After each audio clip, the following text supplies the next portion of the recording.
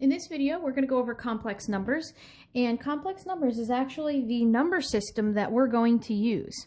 So our complex number system, okay, you have only been using a subset of the complex number system, okay? A complex number system is of the form A plus BI, where A and B are what's called real numbers. Real numbers are values you can plot on a number line. You have only gone over, in our complex number system, okay, you've been pigeonholed until now into only knowing about real numbers, okay, anything that you can graph. So a complex number is a real number when B is 0. So this I right here has something to do with not being real. We're going to go over it in 1 minute, okay? So our real number system is actually a subset of the complex number system. So you can have real numbers, okay, or you can have complex numbers. In complex numbers, that means, okay, that B is not 0. Now, a real number is a complex number, okay? So when B is not 0, I should say, instead of that, I should say B can be any value, okay? B can be any real number. So if B is not 0, you're going to have a complex number that has a part that's imaginary. If B is 0, your complex number is a real number, okay? So your complex number system, you've only known a portion of it. You've only known when B is 0, okay, which is your real numbers. So what we're going to go into now is, what is I? Okay, I is actually the square root of -1. So we've gone over that you can't take the square root of -1, right? Because you can't take a number and square it and get -1.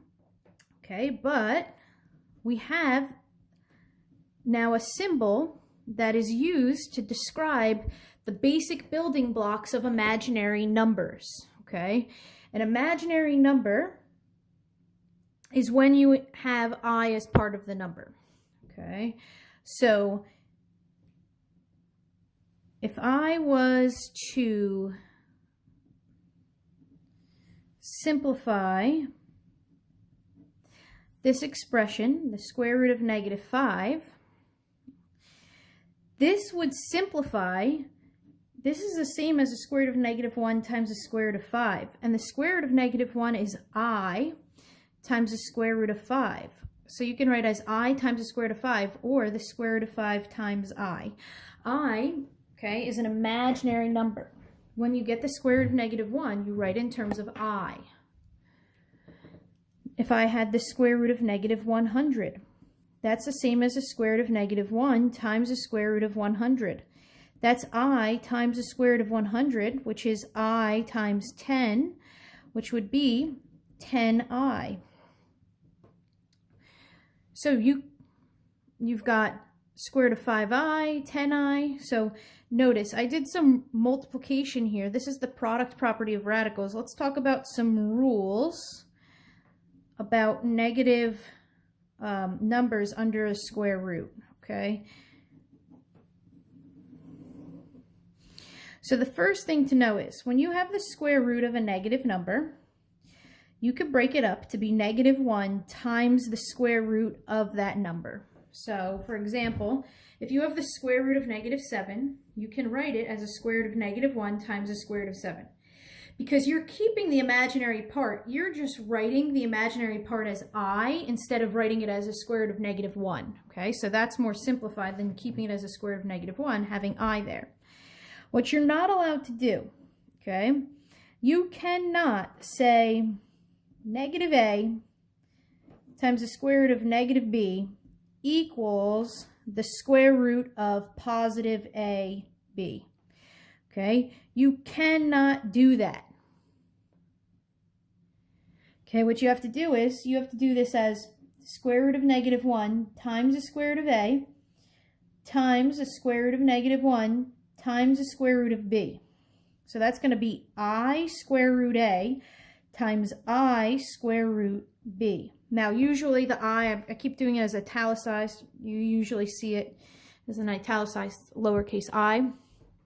So if you cannot say that the square root of negative 2 times the square root of negative 3 equals the square root of 6. That's not true.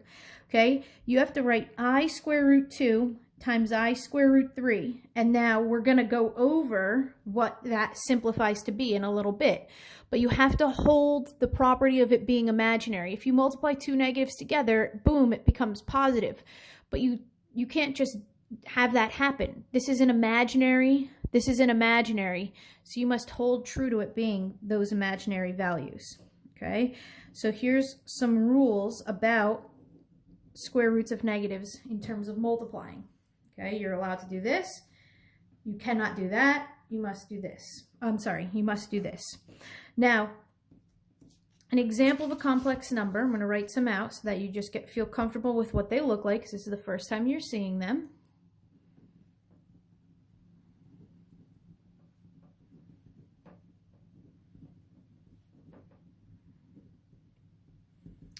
Okay, 2 plus 3i is an example of a complex number. It's got a real part, it's got an imaginary part. Negative 1/3 minus the square root of 7i. It's got a real part, it's got an imaginary part. Negative 17. Okay, it's got a real part. The imaginary part, b is just 0. So when you don't have an imaginary part, your complex number is known as a real number. But these are all examples of complex numbers. 8i. So notice it doesn't have a real part to it. It just has the imaginary part. When that happens, that's called a pure imaginary number. The two special cases of a complex number. When you have no imaginary part, when you have no real part. When you have no imaginary part, it's called a real number. When you have no real part, it's called an pure imaginary number. Okay. Now, one thing to know before we start simplifying is that the standard form of a complex number should be written in the form a plus bi. Okay. You put the real part. Well, I call it the real part. You put the imaginary part. The reason you can't write this as one term is because these are not like terms, so you can't put them together. Okay, so now what we're going to start doing is what's called simplifying powers of I. And what you're going to see is that I can always be simplified down to being to not being anything other than I to the first, okay? Anything greater than I to the first, like I to the second, I to the third, I to the fourth, they can all be simplified down. So we're going to start. The first thing is I to the first is just I, okay? You don't want to write as really the square root of negative 1 because I is more simplified than that. I squared, so I'm going to lead you through this, okay? So I squared is the same as I times I, which is square root of negative 1 times the square root of negative 1, which we can't just multiply these together, but it's the same radicand twice, so it's the square root of negative 1 squared. And the square root and the square undo each other, which gives you negative 1. And so I squared equals negative 1. I to the third is the same as I squared times I to the first. I squared, we just said, is negative 1, and I to the first, we just said, is I. Negative 1 times I would be negative I. So I to the third is a negative I. Notice they simplified down. I to the fourth, okay, I want to simplify I to the fourth. I'm going to show you how to break it up to help you simplify it. We can look at I squared times I squared. That's going to help us simplify this. I squared is negative 1. So this is the same as negative 1 times negative 1. This is positive 1. So I to the fourth simplifies to be the real number 1. Now let's look at I to the fifth. I to the fifth is the same as I to the fourth times I to the first. I'm breaking it up with numbers I already figured out how to simplify. I to the fourth is 1. I to the first is just I. 1 times I, oh, I'm back at just I. So I to the first was I. We just got I to the fifth is I. Now, let's see what I to the sixth simplifies to be. I to the sixth is I to the fourth times I to the second. I to the fourth is 1. I to the second is negative 1. 1 times negative 1 is negative 1. I to the seventh is I to the fourth times I to the third. That's 1 times negative I. That's negative I. Whoa, I see a pattern that is appearing here. I to the eighth. That's I to the fourth times I to the fourth. I to the fourth is 1. 1 times 1 is 1. So what do we think I to the ninth is going to be if we continue this? Okay, think about it. Try and come up with what you think I to the ninth simplifies to. Then play the video. So I to the ninth, I can write as I to the fourth times I to the fourth times I to the first. That's 1 times 1 times I to the first is I. That's I. So there's a pattern here. There's a cycle that's happening. The reason there's this cycle is because when you can break up I to some exponent, I to the fourth will always simplify to be 1. This is 1, this is 1, and now this will always be something between 1 and 3.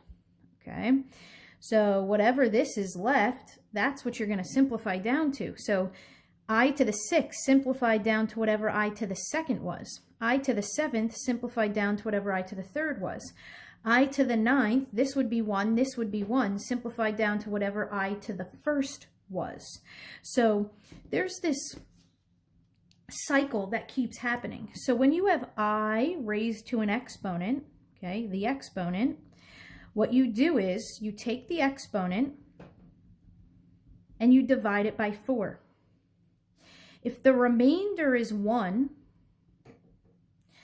then it simplifies to be whatever I to the first is, which is I.